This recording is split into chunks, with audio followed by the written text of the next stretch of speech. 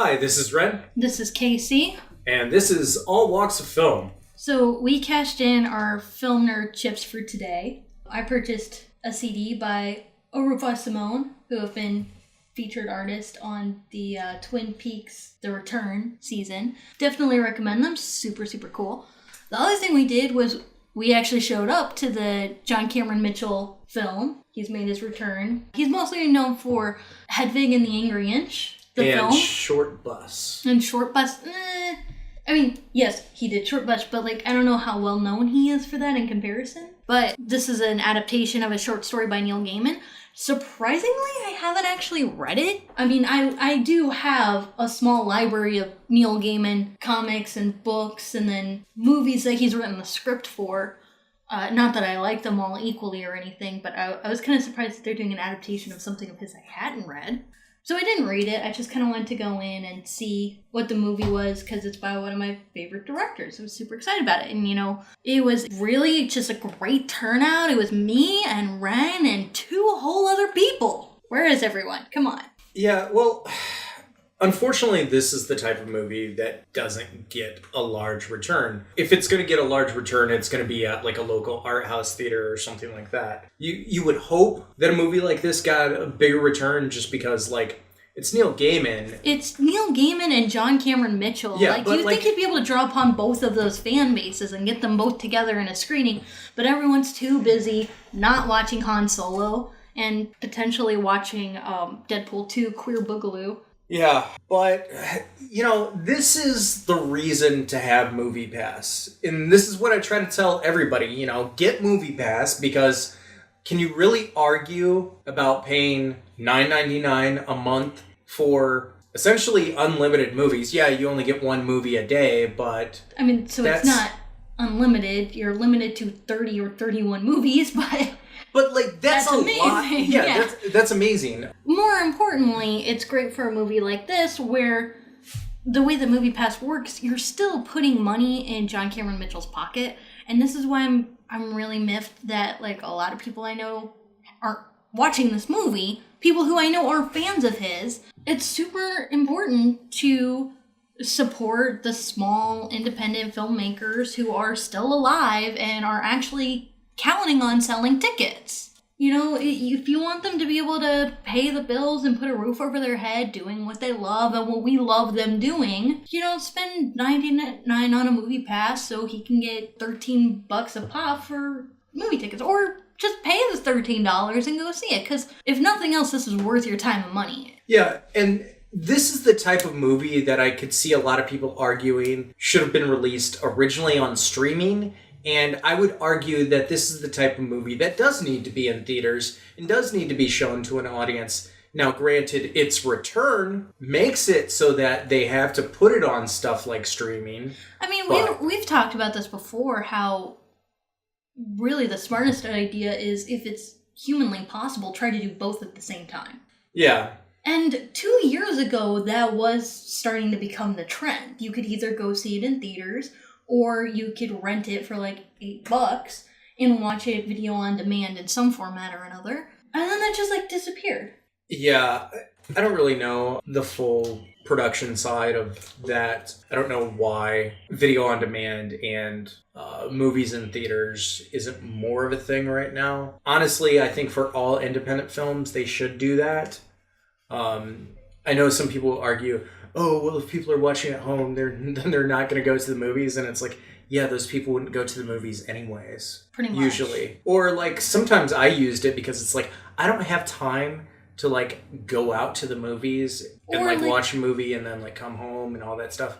Or it's only playing at, one theater. Exactly. More importantly, there are a lot of movies that are they have such a limited release that they're only being shown once or twice a day. And if you do something say, work a full-time job, you might not actually be able to go see it. Yeah.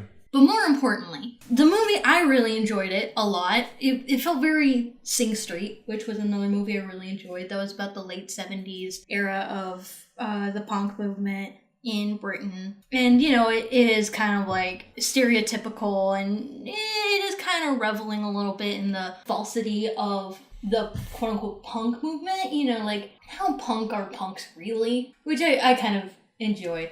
I like that they didn't really shy away from that part of it. But what I was kind of thinking about when I was watching the movie is Zan's character, played by Elle Fanning, which, I mean, you're just going to call her Elle Fanning. But I was thinking a lot about her character and how I really hope that Zan can be the last Manic Pixie Dream Girl.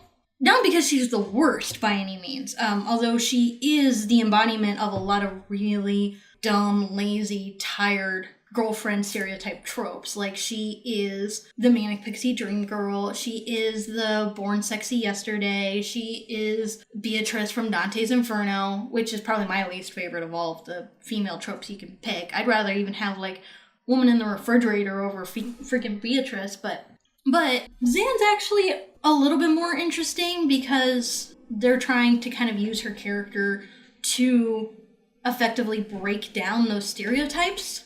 But of course they have to partake in all of those stereotypes in order to do that. Yeah, I mean, when you look at Zan's character, it's really similar to the character in My Stepmother is an Alien, which we've seen this trope also in Earth Girls Are Easy. You know, this was kind of like a gender-swapped Earth Girls Are Easy. Right down to the color-coded aliens. Right. Mixed in with My Stepmother is an Alien and, you know, some other things. Oh, even with the, like, rainbow color alien sex scene? Yeah. Yeah, this movie actually is a lot like Earth Girls Are Easy, except for instead of, like, Madonna-style 80s pop, it's late 70s punk rock. Yeah, I could see this movie becoming a cult hit. Oh, very easily. I mean, it is a good movie. Yeah. It's not a perfect movie. Right, and it's gotten extremely mixed reviews on the critic sphere. I know right now it has, like a 46% on Rotten Tomatoes. Is I feel like I didn't even see this movie, but all I could think about through a lot of the movie was Across the Universe. I never saw the movie. I saw like a little bit of it, but yeah. That was just a Beatles movie without the Beatles. I did actually see Across the Universe. I can't tell you a goddamn thing about it, though. I know for a fact I actually sat down and I watched that whole thing, but I literally can't tell you a thing about that movie. And, that's not good. But with Zan's character, she is the born-again yesterday trope in that she's an alien who's come to Earth and she's unfamiliar with customs and she just kind of speaks gobbledygook and she's sort of this empty shell of a character for the protagonist to sort of write himself all over, and her personality is almost entirely defined by what he teaches her and what they talk about and what they experience together. And she really doesn't have her own personality or her own agency, and they have to do the whole Manic Pixie Dream Girl, Garden State, 500 Days of Summer, wallflower thing of, like, listening to music on their headphones, and, like, I mean, at least they're not talking about the Smiths and the Shins, like nothing else exists in music, like, goddamn, pick another band already. But in this case, you had the Sex Pistols, which is almost as much of a cliche. And you have a character that looks like Sid Vicious. No, I mean, yeah, absolutely. Although, as a side note, as long as we're talking about him, I've been complaining a lot lately how it's so insane how much there are no male bisexual characters or pansexual characters. I've seen one, and he was on a really terrible show about gymnasts, and he was not a well-written character at all. You gotta watch Spartacus. I mean, like, for all the complaints that you have. But also, that's TV. I'm talking about movies, too. Okay. And it's amazing how little prevalence there is of anything like that, especially in queer media. And then in this movie, you had a character who is already a well-developed character. Like, he's already his own person. And then one of the elements of his story arc is he starts to come to terms with his own bisexuality. And it scares him at first, but then at the end, he learns to embrace that part of himself. And it's scary, but it ends up being, you know, a net positive thing for himself. It's not treated as a joke. It's a little funny, but it's not treated like a joke. And I think that there was a lot of heart and humanity in the way his character was written, but, like, that's also not his entire personality and the only reason he exists in the movie. Well, yeah, and there was that, like, one moment where he was at the record store and he was looking at, like, the Chicks with Dicks or something album. Oh, God, I really wish I could remember, because I made a mental note of specifically what album it was, because it was really great, and I can't remember for the life of me what that album was, and it's really killing me. I'm sorry, that's probably offensive, but, like, that's... No, there were 2 albums he was looking at, and the problem is the one that he was looking at before that had such a great fucking cover art and band name. It was called The Dyslexic Cunts, but it's okay, because since they're dyslexic, they reverse the U in the end, so it's not an expletive. It was really cute, and I was kind of really sidetracked with that when it got to the point where he's looking at this album, and I can't remember what the name of it is. It's because all I can think of is The Dyslexic Cunts. Fuck. But in any case, going back to Zan, the whole point. So she comes from this cultish alien group where she's part of a colony, and they talk about individuality, but in reality, they're prohibited from individual expression and experience, and she wants to go out and experience the world because she was born sexy yesterday, and she's a Manic Pixie dream girl, and that's her only want in life. You know, she's like Belle in Beauty and the Beast, where she's like, all I've done is be at home and look at the outside world. Now I want to be in the outside world. And so she meets this boy, and she just sort of imprints on him after she vomits in his mouth. She does a lot of vomiting in people's mouths. It's awesome. But that's also the only true characteristic she has, is throwing up in people's mouths. There's actually even another alien who kind of has a little bit more personality than her. And her deal is that she feels kind of isolated from her group because every time she manifests in a new body when they visit different planets, there's always something wrong with her manifestation. And the people in her colony try to repress these anomalies in her manifestation by, like, covering it up somehow. So she wears, like, this UGG glove mitt to hide the fact that, like, one of her fingers has 2 fingertips on it. It was a really cool effect, really well done. But you already are giving her a lot more personality, and she kind of already has a lot more in common with N than Zan does with N. But Zan's the prettier of the two, so obviously, like, they're the ones who are going to soul bond, because you're not going to put Elle Fanning in the movie and not have her be the love interest. I mean... I do think it's really interesting with, like, Elle Fanning being, like, a love interest, because, like, they never can go, like, too far sexually with her, just because, like, Elle Fanning has, like, one of these like, weird... Eternally looks. baby. Yeah, like, it would be, like, uncomfortable to, like, sexualize her too much, so they never do. Mm-hmm. I just thought that was an interesting thing about her.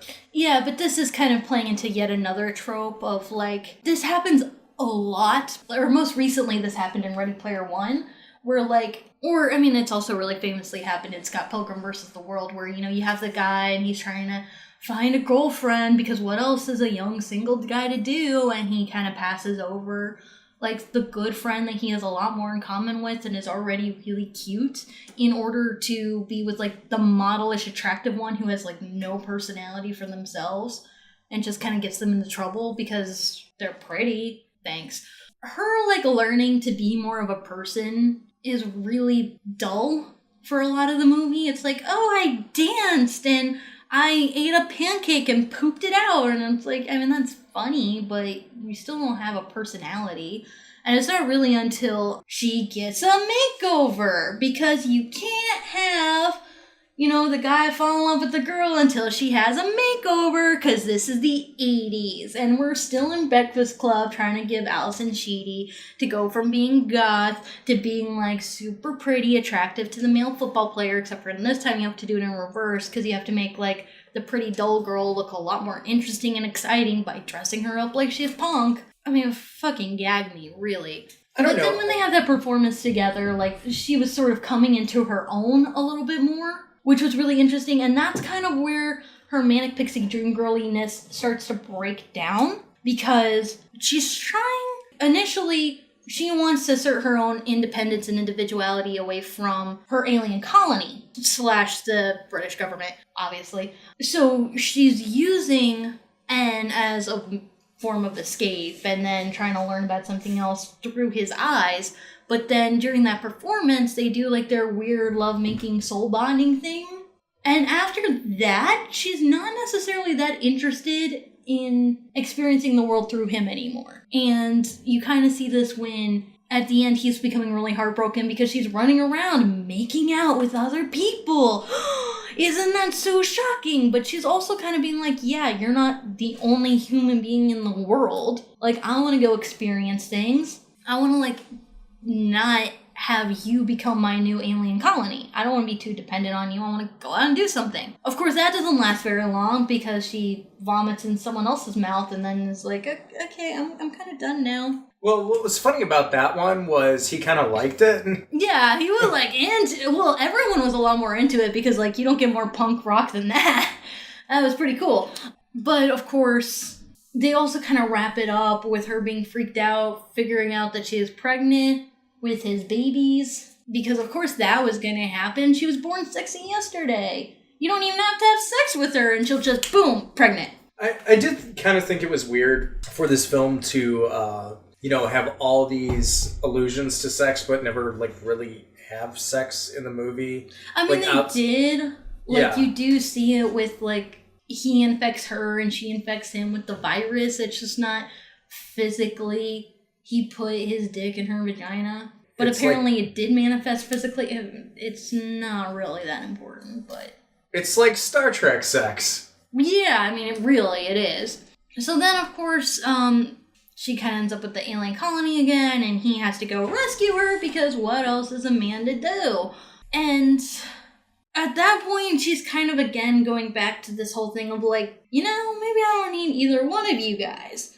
But they escape together, and she's standing on the side of a building, and she's like, I can't stay here with you because that's selfish. I need to liberate all of my brothers and sisters so that they can survive, and we all need to survive as a species. And I mean, spoiler, but she's a Manic Pixie dream girl. They're not going to end up together. Like, trope-wise, they literally can't. So she jumps over the edge and she disappears, and she's kind of doing her own thing. She's not assimilating with the alien colony. She's not going along with her human boyfriend, but she's making a choice to do what she thinks is the most right thing to do. And then you kind of, like, get this good thesis statement of her character, where at the end, N is explaining to his buddy, whose name I didn't catch, Third Nipple John, that you have to know that you're you and she's her. And when you're together, that's just a whole other thing. And you kind of realize that he's seen too much of himself in her and tried to project too much of himself onto her without really taking on any of her personal stuff onto himself. And it wasn't enough of like a give-take kind of relationship, and that's why ultimately it failed. Until the ending, which is like a whole other can of worms and stuff I kind of hate. But there's a lot of problems with the way they tried to handle it, but at least towards the end, they were trying to get more into this space of like dispelling some of the tropes of what the girlfriend character always fucking is in a stupid love story. And as much as like those stories kind of really need to go altogether, Zan's actually a pretty good send-off character. Yeah, unfortunately, what I see is probably going to happen is instead of the trope going, they're just going to flip the genders on the tropes, because that seems to be what's been going on lately, where it's like, this genre that you're sick and tired of?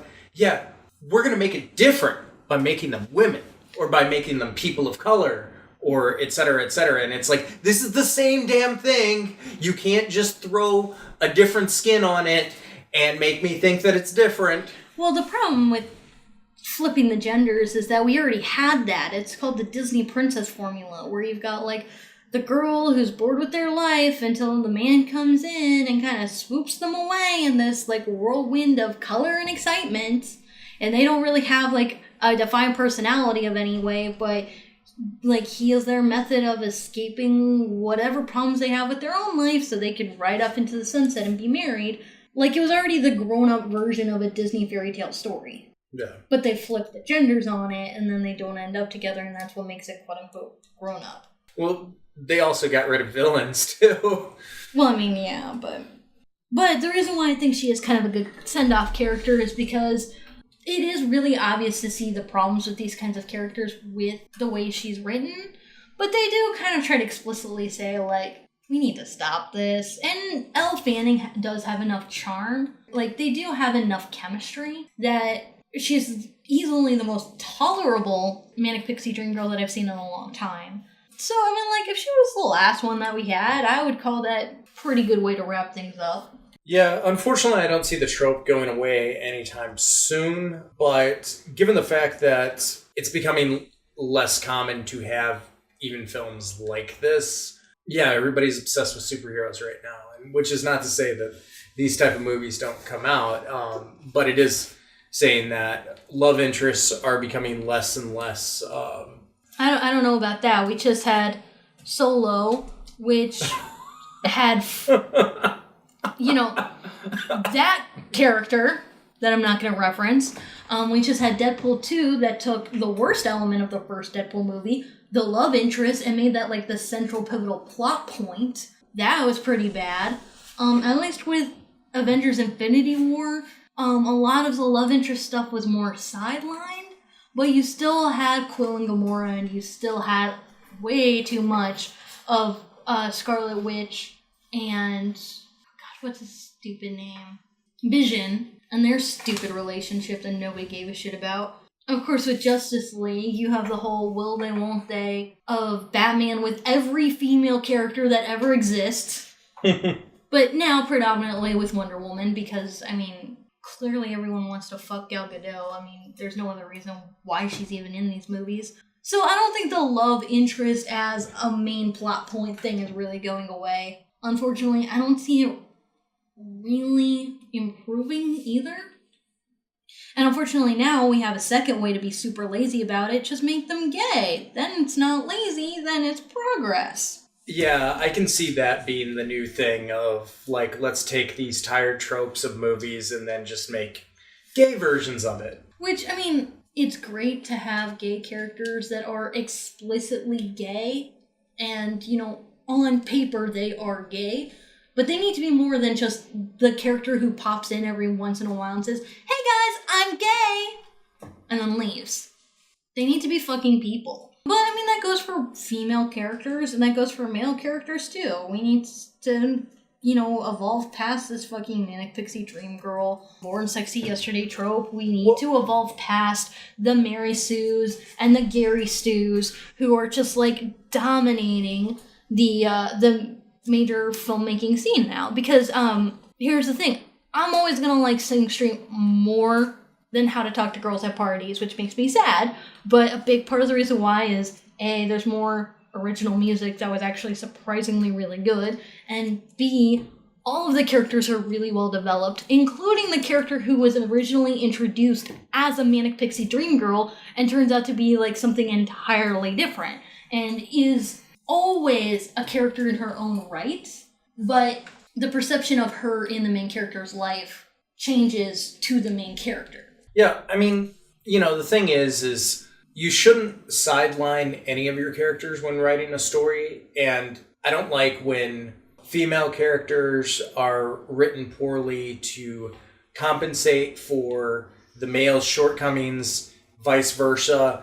I also don't like when women are strong and smart and independent, and you can't make a single guy strong and smart and independent because, like, apparently that doesn't exist in their world. Only women can be smart. Well, and then you have the problem of trying to write progressive female characters by having them embody all of the characteristics of toxic masculinity. Like, oh yeah, when the female boss gropes her male employee to the point where he feels so uncomfortable he has to leave, it's funny, because she's a woman, so it's cool. She's like taking the power back for the sisterhood. Yeah. No, she's not. That's fucked up. I think the real test is, look at a movie where characters do a certain thing and then flip the genders. And if it's extremely offensive if you flip the genders, I would consider it still problematic. Mm-hmm. I'm sorry, but it's not that difficult to get out of these tropes. It really isn't. And if you do it, your story is going to be better for it. I'm a little bit more permissive for this film just because it takes place in an earlier time when that story was kind of prevalent. So it kind of works for that period. Mm-hmm. But and it is an adaptation. Right. you do have to take the source material into account to a certain extent. Again, haven't read it. Yeah, I mean, that's true, but at the same time, we need to have more Fury Roads. We need to have more Moonlights. That's what people like seeing. That's what we like to watch. Well, we are getting another Fury Road. It's called Mortal Instruments. That is, that's not what I mean. I mean characters that are, like, you need to have writing where the characters are fully developed, where they're more egalitarian, where their relationships can be more nuanced and have more complexity, where everything doesn't have to be super spelled out and adhere to tropes, and every dude wants to fuck every girl because obviously... I mean, that really isn't an issue in the Marvel movies because, like... Yeah, it is. All the girls and all the guys want to get together and bone. Like, there's too much of that. Really? In the Marvel movies? Goddamn, how many fucking couples are there? I'll tell you, too many. Too goddamn many. And we spend way too much time on, like, the love angles that nobody cares about. Like, if you're having a Spider-Man solo movie and you talk a little bit about, like, his relationship with Gwen Stacy, okay, kind of. And at least with Homecoming, like, you actually didn't stop the movie multiple times to have him have, like, a romantic interest with MJ. But, I mean, good God, like, how often do we have to stop and have Iron Man and Gwyneth Paltrow talk about their relationships? And you can't possibly include Hulk in your movie without him having to, like, reach out for the face of Black Widow. And, of course, his last movie was all about Scarlet Witch and Vision, which was not set up and nobody gave a shit about, and it's something nobody remembered about this goddamn movie. And then, of course, you have Gamora and Quill and their will, they won't, they will, they won't, they will, they won't, they. And, of course, everybody wants to fuck Thor and Loki. But then it became a whole thing of, like, him and his relationship with Natalie Portman, and that was super important. And then just, Natalie like, Portman just dropped out. Yeah. Then they just, like, pretended that didn't happen because too many girls are queefing over Chris Hemsworth for God knows what reason. Nobody cares. Like, this was also the problem with Deadpool 2. Like, Deadpool and Vanessa were the worst part of the first movie, and then you made the movie entirely about their relationship where they have no chemistry. And then you introduce this whole storyline about how they want to have kids? Where the fuck did that come from? I'll tell you, it didn't. It didn't need to be there. It didn't need to be taking up time in the story for that fucking shit. I didn't mean for this to become a whole diatribe about why relationships in movies are stupid, although in general they are. You know, this was a really enjoyable movie. Yeah, and, I really liked it. The original song was really good, and the performance they did... It was very wish fulfillment, but I'm, like, super okay with it in this context because it actually was pulled off pretty well. I will give you a warning, though. The aliens are very weird and kind of remind me of this video where there are people, like... the baby's ice cream? Yeah, where they're, like, eating ice cream off of each other. Yeah, it kind of reminds me of that. The one I'm thinking of is the baby's ice cream commercial, where it's like a black backdrop and it's a figure who's like completely covered in melted white ice cream, and they have a spoon and they're like dipping the spoon into the top of their head and just eating it. Yeah, that's it. And it's super fucking creepy. Yeah. It's supposed to be baby's ice cream. Ooh. Yeah, and that's kind of like what the alien species does. But they also had the super hot outfits with the nipples and the open area or something like that. Mm-hmm. The, like, genital cutouts. Yeah. And they were very pro-butt stuff. Like, very positive views on butt stuff. In fact, I don't think there was any sort of sexual stuff in this movie that wasn't butt stuff, actually, now that I think of it. Yeah, which was, that was a pretty cool touch. And I did like a lot of the subtext with the aliens and like what they represent in human society. I mean, it was pretty obviously like very anti-government kind of stuff for the most part.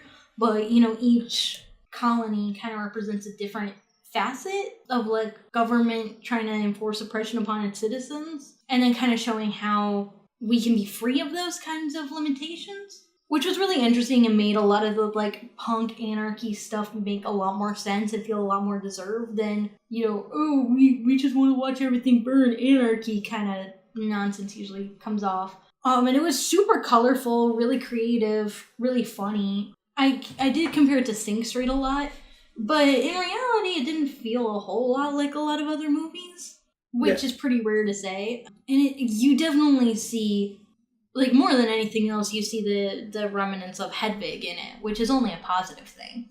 Yeah, I mean, it's nowhere near as good as Hedwig. No, it's really not. But it is a fun Hedwig is like a true masterpiece.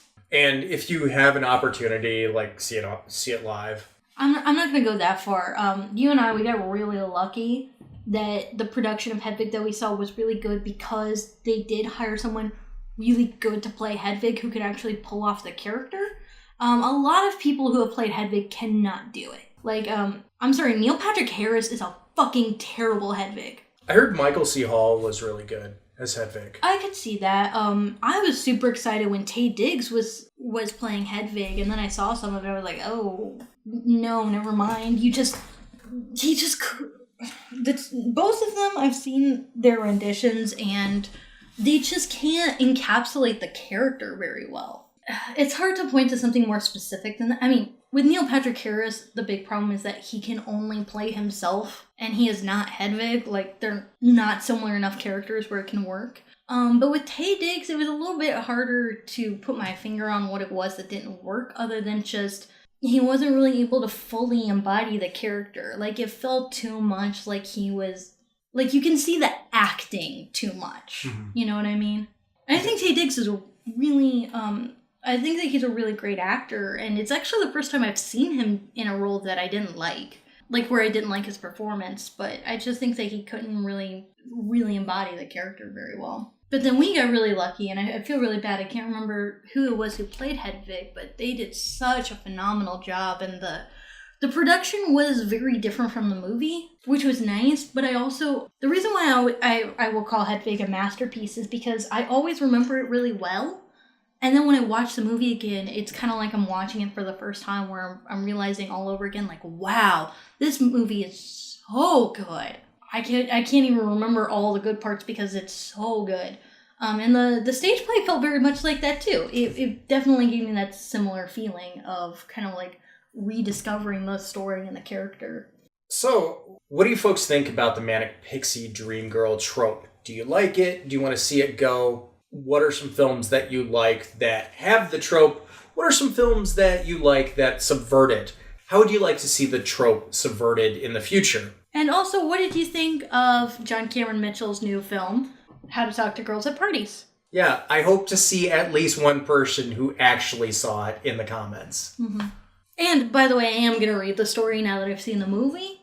It's just, I didn't really have a chance to, and I was like, might as well just watch the movie with fresh eyes, and...